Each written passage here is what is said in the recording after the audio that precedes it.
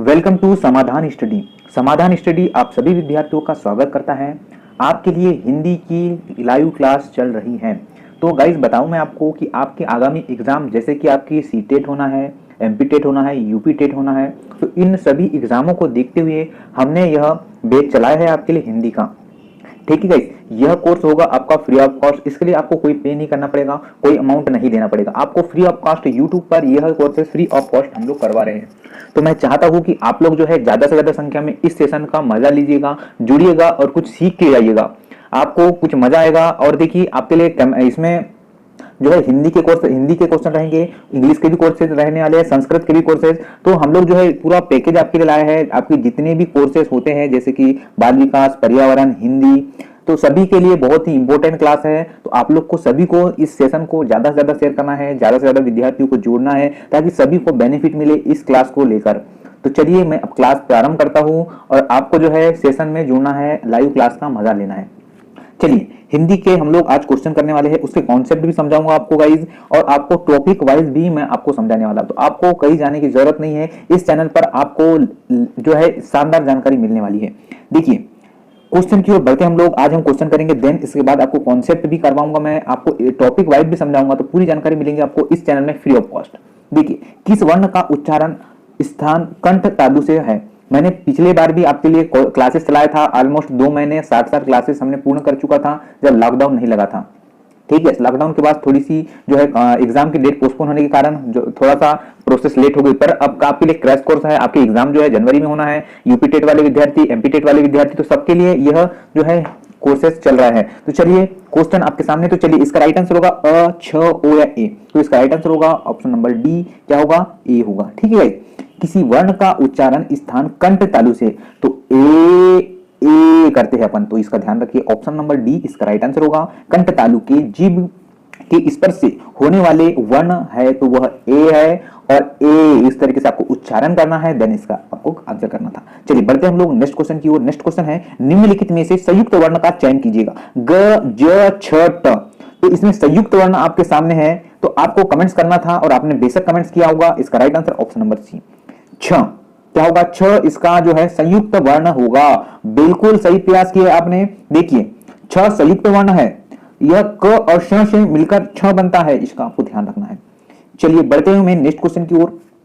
Next question आपसे पूछा गया है कि हिंदी भाषा में कौन सी ध्वनि है जो दूसरी ध्वनियों की सहायता से बोली या लिखी जाती है? स्वर, व्यंजन, वर्ण या फिर अक्षर? बिल्कुल आपको प्रयास करना है। चलिए बताइएगा ऑप्शन नंबर क्या होगा राइट आंसर? व्यंजन, स्वर, अक्षर। तो चलिए आपने किया है ऑप्शन नंबर बी व्यंजन, तो सही प्रयास किया है। क्या होगा? व्यंजन वे होते हैं, इसकी डेफिनेशन थोड़ा ध्यानपूर्वक सुनिएगा। व्यंजन वे होते हैं जिनका उच्चारण स्वरों की सहायता से होता है। प्रत्येक व्यंजन के उच्चारण में अ की ध्वनि छिपी रहती है। जैसे आ बोलेंगे क, तो देखिए अ की ध्वनि यहां पर छुपी हुई मिलेगी आपको, क। तो इस तरीके से आपको सभी वर्ण में यह जो है अ जो है साइलेंट रहता है। तो आपने आशा करता हूं मैं आपको समझ आ रहा होगा आज का सेशन। बढ़ते हम लोग नेक्स्ट क्वेश्चन की ओर। व का उच्चारण स्थान है, तो वह कहां से बोलते हैं आप? दंत से बोलते हैं, ओष्ठ से बोलते हैं, दंतोष्ठ से बोलते हैं, फिर कंठोष्ठ से बोलते हैं। मैं आपको पूर्ण उच्चारण से समझाऊंगा, आपको कोई परेशानी नहीं होगी। हिंदी में आपको 30 आउट ऑफ 30 आने वाले हैं। चलिए तो देखिए इसका राइट आंसर होगा ऑप्शन नंबर सी, दंतोष्ठ से बोलते हैं। देखिए वह इस तरीके से प्रयोग कीजिएगा, वह की ध्वनि आपको सुनाई आ रही होगी। देखिए दांत और जीभ और ओष्ठ से कुछ योग से बोला जाने वाला वर्ण दंतोष्ठ कहलाता है। इसकी डेफिनेशन याद रखिएगा। क्या है डेफिनेशन? दांत से जीभ और ओष्ठों के कुछ योग से बोला जाने वाला वर्ण दंतोष्ठ कहलाता है, वह इस वर्ण में शामिल है। तो मैं आपको सभी वर्ण के जो जो अक्षर आते हैं तो वह सब कुछ समझाऊंगा। बढ़ते हम लोग अगले क्वेश्चन की ओर। देखिए नेक्स्ट क्वेश्चन आपसे पूछा गया है, किसी शब्दकोश में छ का क्रम किस वर्ण के बाद आता है? क, छ, त्र, ज्ञा। बताइए। ओके वेरी गुड गाइस, बहुत ही शानदार प्रयास किया आपने। देखिए इसका राइट आंसर होगा ऑप्शन नंबर ए। क्या होगा? क के बाद जो है छ, इसका जो है वर्ण आता है। बढ़ते हैं अब नेक्स्ट क्वेश्चन की ओर। नेक्स्ट क्वेश्चन देखते हैं। तो नेक्स्ट क्वेश्चन थोड़ा ध्यान रखिएगा।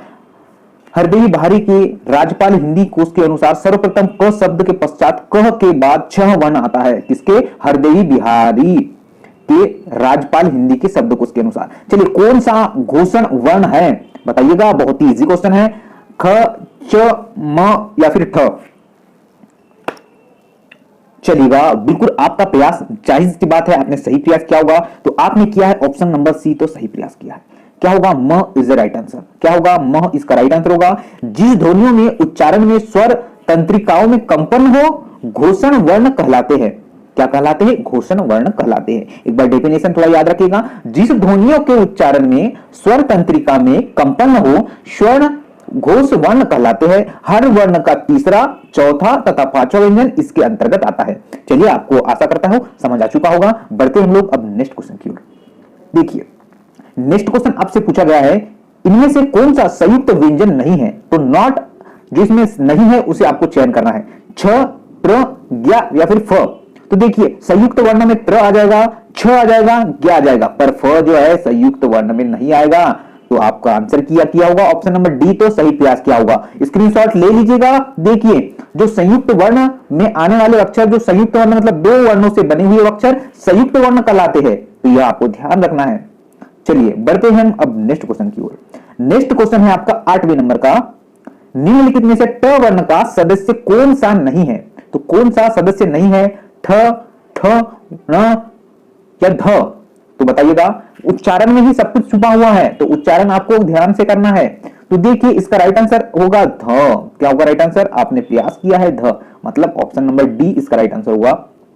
देखिएगा ट वर्ण के सदस्य, इसे नोट डाउन कीजिएगा। जो ट वर्ण में सदस्य आएंगे ट, ठ, ड, ढ, ण, ध, त वर्ग का सदस्य है। ठीक है गाइस, चलिए बढ़ते हम लोग नेक्स्ट क्वेश्चन की ओर। विसर्ग है संयुक्त व्यंजन, महाप्राण, अयोग्य वाह या फिर अल्प प्राण। तो बताइएगा विसर्ग क्या है। इस तरीके से आपको जो है एग्जाम में क्वेश्चन आएंगे, ग्रामेटिकल क्वेश्चन आपको आना ही चाहिए। आप लोग लर्न करना है, ध्यानपूर्वक लर्न करना है। हम आपको एक एक कॉन्सेप्ट समझाएंगे, आपको मजा भी आएगा। देखिए इसका राइट आंसर आप करते हैं ऑप्शन नंबर सी, तो बिल्कुल सही प्रयास करते हैं। ठीक है गाइस, अयोग्य वह इसका राइट आंसर होगा। देखिए कुछ कॉन्सेप्ट समझिए। विसर्ग और अनुस्वर अयोग्य है, ये न तो स्वर होते हैं और न तो व्यंजन होते हैं। इसकी गणना स्वर के साथ होती है। क्या होते हैं, यह ना स्वर होते हैं ना यह क्या होते हैं अयोग्य वह, ये स्वर भी नहीं होते और यह व्यंजन भी नहीं होते। ठीक है गाइस, चलिए बढ़ते हैं हम लोग नेक्स्ट क्वेश्चन की ओर। नेक्स्ट क्वेश्चन आपसे पूछा गया है, विसर्ग का अर्थ है राम के वियोग में विश्राम या आराम, बिछड़ना, बिछुड़ना, व्यंजन। विसर्ग का अर्थ आपको बताना है। बिल्कुल सही प्रयास करेंगे आप लोग, आशा करता हूं। चलिए तो देखते हैं राइट आंसर। तो राइट आंसर आपने किया ऑप्शन नंबर बी, तो सही प्रयास किया है। विश्राम या फिर आराम, जो विराम दिया हुआ यहां पर, उसका अर्थ क्या होगा, विराम मतलब आप लोग विराम करते हैं किसी दिशा की ओर जाने के बाद आप लोग क्या करते हैं, विराम करते हैं। तो विराम को क्या कहते हैं, विश्राम भी कहते हैं और आराम भी कहते हैं। तो बिल्कुल आपने सही प्रयास किया होगा ऑप्शन नंबर बी। चलिए बढ़ते हैं लोग नेक्स्ट क्वेश्चन की ओर। और देखिए विराम शब्द का अर्थ विश्राम या आराम से होता है, उसे ठहराव भी कहते हैं, इसे ठहराव भी करते हैं। देखिए तीन जो शब्द है आराम से रिलेटेड है। एक तो होगा आपका विराम, एक तो होगा आपका आराम, एक तो होगा आपका विश्राम और एक होगा आपका ठहराव। तो आपको यहीं पर ठहराते रहना है और यहीं पे रुके रहना है, अंत तक रुके रहना है। चलिए देखते हैं अगले क्वेश्चन की ओर। निम्नलिखित में से कौन सा व्यंजन पार्श्वयुक्त है, य, स, ल, झ। तो बताइएगा राइट आंसर। तो देखिए आपने किया ऑप्शन नंबर सी, तो सही प्रयास किया है। क्या होगा, ऑप्शन नंबर सी इसका राइट आंसर होगा, मतलब ल इसका राइट आंसर होगा। चलिए कॉन्सेप्ट देख लीजिए क्या है, य और व अर्धस्वर है। क्या है, य और व अर्धस्वर है। पार्श्व स्वर ल है, जिसे उच्चारण में हवा जीभ के पार्श्व अथवा बगल से निकलती है। आपको उच्चारण करना है, खुद से ही उच्चारण करना है। क्या करना है, खुद से ही उच्चारण करना है। उसके बाद थोड़ा आपको कॉन्सेप्ट में समझ में आएगा। चलिए देखते हैं अगला क्वेश्चन की। ज्ञा किन वर्णों के संयोग से बना है। संयुक्त वर्ण है तो किस जो है संयोग से बना है। तो बिल्कुल आपका राइट आंसर क्या होगा देख लेते हैं। तो इसका राइट आंसर होगा ऑप्शन नंबर बी, इसका राइट आंसर होगा। क्या होगा, ऑप्शन नंबर बी प्रयास किया है, तो बिल्कुल सही प्रयास किया है। चलिए अघोष वर्ण का चयन करें। तो बताइए अघोष वर्ण कौन सा है, या अ है या ज है या ह है या स है। तो चलिए अघोष वर्ण जो होगा स होगा। क्या होगा, स होगा आपका अघोष वर्ण। आपने सही प्रयास किया है। देखिए इसकी डेफिनेशन थोड़ा ध्यानपूर्वक पढ़िएगा।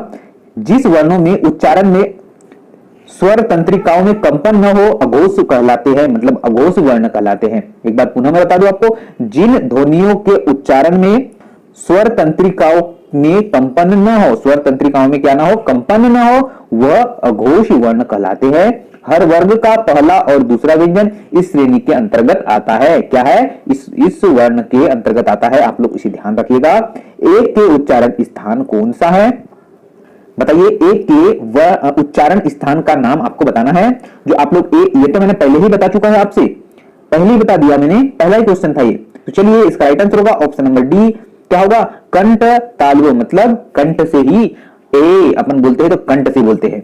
चलिए बिल्कुल बिल्कुल समझ आ रहा होगा आपको। भाषा विज्ञान की दृष्टि से उ किस प्रकार का स्वर है, इसके बाद मैं आपको टॉपिक वाइज समझाऊंगा, देन उसके बाद आपको उस टॉपिक के क्वेश्चन करवाऊंगा, तो जिससे आपका जो है कॉन्सेप्ट पूरा क्लियर होगा और आप लोग उसे आसानी से सॉल्व भी कर पाएंगे। देखते हैं 15वें नंबर का क्वेश्चन है आपकी स्क्रीन पर। भाषा विज्ञान की दृष्टि से उ किस प्रकार का स्वर है? पाश्च, विवरत या फिर अग्र, सौवरत, अग्र, विवरत, पश्च, संवरत। तो देखिए आपने प्रयास किया ऑप्शन नंबर डी, तो सही प्रयास किया है। क्या होगा? इसका पश्च संवृत इसका राइट आंसर होगा। चलिए बढ़ते हैं हम लोग नेक्स्ट क्वेश्चन की ओर। नेक्स्ट क्वेश्चन देखते हैं क्या है। तो आपके स्क्रीन पर नेक्स्ट क्वेश्चन क्या पूछा गया है? क्वेश्चन क्रमांक 16 है, अभी हम करेंगे। हिंदी में स्वतंत्र रूप से बोले जाने वाले अक्षर को क्या कहते हैं? स्वर, संयुक्त अक्षर, स्वतंत्र ध्वनि या फिर व्यंजन? तो देखिए इसका राइट आंसर होगा आपके सामने। क्या होगा? इसका राइट आंसर होगा ऑप्शन नंबर ए। क्या होगा? स्वर। क्या होगा? स्वर होगा। चलिए बिल्कुल सही प्रयास किया आपने। नेक्स्ट क्वेश्चन फिर बढ़ते हैं। नेक्स्ट क्वेश्चन है, जिन शब्दों के अंत में अ आता है उन्हें क्या कहते हैं? अनुस्वर, अयोग्यवाह, अंतस्थ या फिर अकरांत? तो चलिए प्रयास किया है आपने ऑप्शन नंबर डी, तो सही प्रयास किया है। अकारांत ही इसका राइट आंसर होगा। जिस शब्दों में अंत में जिस शब्द के अंत में अ आता है उसे अकारांत कहते हैं। जैसे कि बालक। हिंदी वर्णमाला में अ और अह क्या है? स्वर, व्यंजन, अयोग्यवाह या फिर संयुक्त व्यंजन? चलिए प्रयास किया है आपने ऑप्शन नंबर सी, तो सही प्रयास किया होगा। अयोग्यवाह हो गए, मतलब ऑप्शन नंबर सी इसका राइट आंसर है। बढ़ते हम लोग अब नेक्स्ट क्वेश्चन की ओर। नेक्स्ट क्वेश्चन पूछा गया है, निम्नलिखित में से कौन सा स्वर नहीं है? तो स्वर कौन सा नहीं है आपको बताना है, जिसमें से ऑप्शन नंबर डी यहाँ पर स्वर नहीं है, यह संयुक्त स्वर है।